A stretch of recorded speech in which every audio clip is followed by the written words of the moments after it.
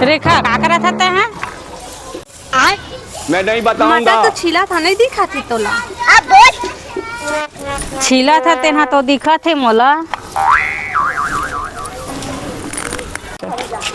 तो फिर काबर पूछा था, देखा था सबो।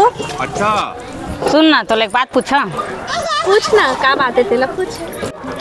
तो पारा था देखल गई तो ला था तो कैसे के हम पसंद कर लियो। का हो गया, काबर पूछा था कैसे होता है तो दीदी? कुछ भी मैं खर पूछा था तो एकदम पतली हवा पारा था कतका मोटा मोटा है तेखर से पूछा था वो कैसे ते पसंद कर ले है आज के कुछ बनो है।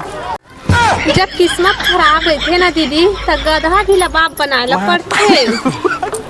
कहाँ कहाँ अब समझे? मतलब वो अलग ही लेवल का बंदा था। चैनल को सब्सक्राइब करो पहले, हाँ जल्दी करो।